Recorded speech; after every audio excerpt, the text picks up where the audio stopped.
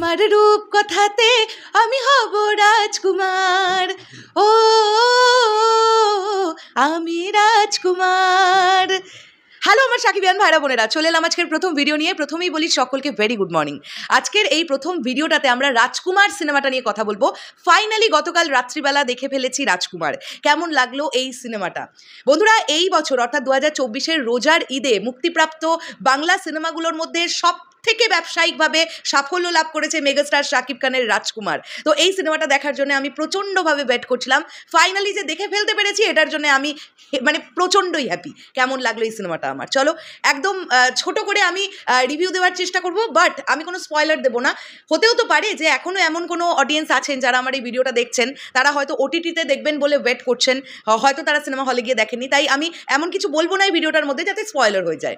প্রথমেই যদি আমরা গল্পটা ছোট করে আসি, এখানে আমরা দেখতে পাচ্ছি মেগাস্টার শাকিব খানের চরিত্রটা, তিনি বাংলাদেশে থাকেন, তিনি আমেরিকা যাওয়ার চেষ্টা করছেন। তার একটি প্রচণ্ড গুরুত্বপূর্ণ কাজ আমেরিকায়, তিনি একটি প্রচণ্ড বড় উদ্দেশ্য নিয়ে আমেরিকায় যেতে চাইছেন, কিন্তু বারংবার তিনি ফেলিয়ার হচ্ছেন, তার ভিসা হচ্ছে না।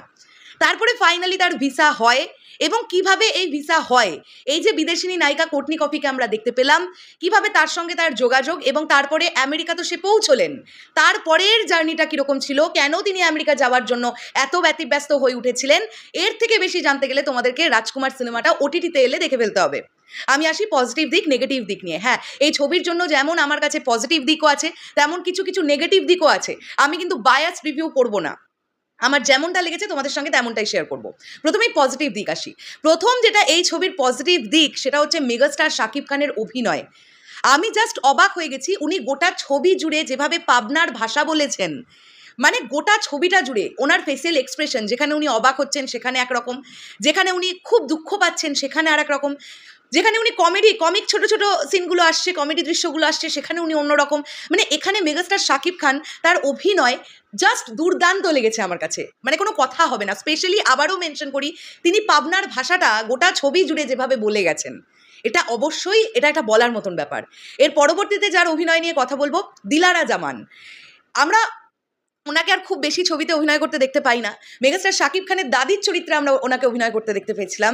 যেটুকু জায়গা উনি পেয়েছেন, এত সুন্দরভাবে পুল অফ করেছেন, মানে ওনাকে অ্যাজ এ ঠাকুমা বা অ্যাজ এ দাদি এত ভালো মানিয়েছে।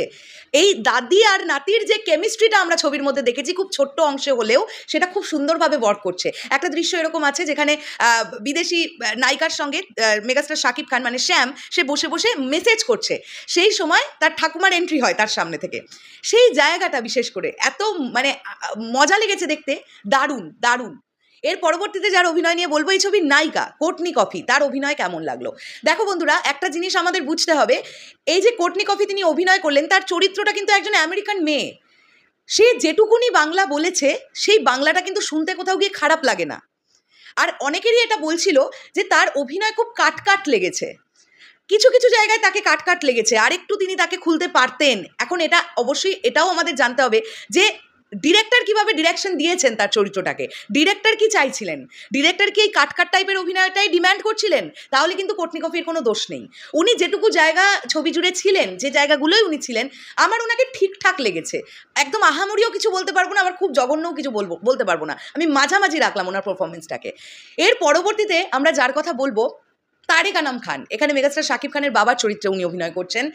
যেটুকু জায়গা, বেশ একটা দাম্ভিক ক্যারেক্টার আমরা তার দেখতে পেলাম, এবং একদিকে যেমন তিনি তার ছেলেকে প্রচণ্ড ভালোবাসেন, আবার অন্যদিকে তিনি অভিমানও করে থাকতে পারেন, এই বিষয়টাও আমরা কিন্তু দেখতে পেলাম। তার অভিনয় এখানে ভালো।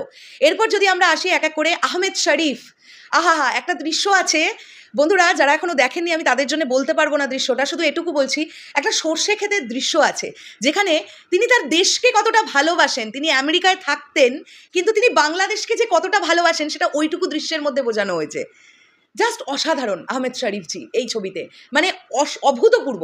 এরপরে যদি আমরা আসি যে আরশ খান, যাকে আমরা মেগাস্টার শাকিব খানের বাবা, ইয়াং এজের বাবার চরিত্রটা প্লে করতে দেখলাম, তার ছোট ছোট দৃশ্য ছিল, তিনি ঠিকঠাক। মাহিয়া মাহিকেও ইয়াং এজে বেশ প্রমিসিং লাগলো, মানে ছোট শাকিব খানের মা হিসেবে। বয়স্ক শাকিব খানের মা হিসেবে কেমন লাগলো আমি পরে আসছি। এরপরে যদি আমরা আসি বাকি পার্শ্ব চরিত্রে আরও যারা ছিলেন, তারা তাদের জায়গায় ঠিকঠাক। এরপরের ডিপার্টমেন্ট যেটা নিয়ে কথা বলবো, সেটা হচ্ছে গানগুলো। ছবির প্রত্যেক কটা গান খুব সুন্দর জায়গায় আসে। বিশেষ করে বরবাদ গানটাকে খুব সুন্দর জায়গায় আসে। তবে গান নিয়ে আমার একটা নেগেটিভ দিকও আছে। মা গানটা এই ছবির জন্য খুব স্পেশাল একটা গান। আমার মনে হয়েছে ক্লাইম্যাক্স সিনে মা গানটাকে আরেকটু আগে থেকে ইনপুট করা যেতে পারতো। মানে মা গানটা একটু পরের দিকে শুরু হয়, তো সেটা আরেকটু আগে ঢোকালে আমার মনে হয় ভালো লাগতো। এছাড়া গান নিয়ে আমার কোনো অসুবিধে নেই। যে কটা গান আমরা শুনেছি, অর্থাৎ রাজকুমার, বরবাদ, মা, আমি একাই রাজকুমার গানটার ছবির মধ্যে খুব একটা দরকার ছিল না। মেগাস্টার শাকিব খানের ক্যারেক্টারটাকে এস্টাবলিশমেন্ট দেওয়ার জন্য, ওই জাস্ট একটা এনজয়মেন্ট বা একটা ফেস্টিভ মোড ক্রিয়েট করার জন্য ওই গানটাকে দেওয়া হয়েছে। তবে ছবির জন্য ওই গানটার আলাদা করে কোনো ইম্প্যাক্ট ছবির জন্য ওই গানটা ফেলছে না। বাদ বাকি গানগুলো ভালো লেগেছে। এবার যদি আমরা আসি যে স্ক্রিন প্লে কেমন লাগলো ছবির স্ক্রিন প্লে বেশ ভালো। আমি কিন্তু কোথাও গিয়ে বোর ফিল করিনি ছবিটা। আমি এক টানা দেখেছি, আমার ভালো লেগেছে।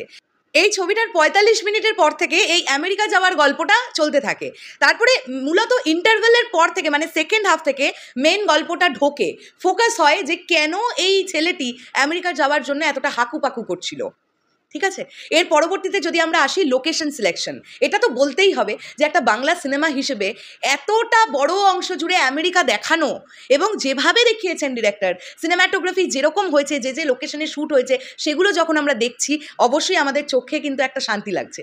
পার্টিকুলার একটা কমেডি দৃশ্য আছে কুকুর নিয়ে, মানে কুকুরকে কিভাবে আমেরিকায় রাখা হয় তারও জন্য যে আলাদা কাজকর্ম থাকে, ওই জায়গাটা যেভাবে মেগাস্টার শাকিব খানের ফেসিয়াল এক্সপ্রেশন দুরন্ত লেগেছে, জাস্ট দুরন্ত। তো সব মিলিয়ে না বিষয়টা খুব সুন্দর একটা ওয়ার্ক করেছে। এবারে যদি আমি আসি এই ছবির নেগেটিভ দিক, এই ছবির নেগেটিভ দিক আমার কাছে প্রথম আমার যেটা মনে হয়েছে, এই ছবিটা ইটসেলফ ঈদে রিলিজ দেওয়ারই একটা ছবি নয়। মানে 2 ঈদে মেগাস্টার শাকিব খান রাজত্ব করতে আসেন, তো এই সময়টাতে এই ছবিটার গল্পটা যে ধরনের গল্প, এটা ঈদে ওয়ার্ক করাটা খুব ডিফিকাল্ট। এবং এটা আমি একদম ছবিটা দেখার পরে ফিল করলাম, এটা সমস্ত অডিয়েন্সকে খুশি করার গল্প এটা নয়। হ্যাঁ, আর ক্লাইম্যাক্স সিনটা যেভাবে ছবিটা শেষ করা হয়েছে যেরকম, সেটা নাও করা যেতে পারতো। মানে আমার মনে হয় যে ক্লাইম্যাক্স সিনটাও অনেক দর্শকের মনে আঘাত করেছে, ওটা না করে ছবিটার হ্যাপি এন্ডিংও করে দেওয়া যেতে পারতো। আর একটা বড় এই ছবির গল্পের প্রবলেম আমি বুঝতে পারলাম না, এই ছবির যিনি ভিলেন তিনি হঠাৎ করে কিভাবে আমেরিকা থেকে বাংলাদেশ চলে এলেন এবং কি রিজনে এলেন। মানে তিনি যে রিজনটাতে তিনি এসে যেটা করলেন ক্লাইম্যাক্স সিনে, শুধু সেইটুকুই করার জন্যে তিনি আমেরিকা থেকে বাংলাদেশ চলে এসেছিলেন, এইটা আমার কাছে খুব বোকা বোকা লেগেছে। হ্যাঁ, এছাড়াও আর একটা খারাপ দিক বলি, তারিক আনাম খান এবং আরশ খানের দাড়ি চোখে খুব ধরা পড়ছে। মানে দাড়ির ব্যাপারটা, মেকআপটা আরেকটু সুন্দর করা যেতে পারতো, মনে হচ্ছে একদম বসিয়ে দেওয়া হয়েছে, এটা একদম বোঝা যাচ্ছে। হ্যাঁ, তো সব মিলিয়ে আমার কাছে রাজকুমার ছবিটাকে আমি 10-এর মধ্যে 8.5 রেটিং দেবো। আর এই 8.5-এর মূল পয়েন্ট আমার কাছে মেগাস্টার শাকিব খানের পারফরমেন্স, স্পেশালি গোটা ছবি জুড়ে তিনি দুরন্ত। শেষ করলাম ভিডিওটা। তোমাদের কি বক্তব্য এই পুরো বিষয়টাকে নিয়ে অবশ্যই কমেন্ট করে জানাতে পারো। আমার যেমনটা লাগলো আমি তেমনটাই কিন্তু তোমাদের সঙ্গে শেয়ার করেছি। এবার তোমাদের ফিডব্যাকটাও আশা করছি। টাটা।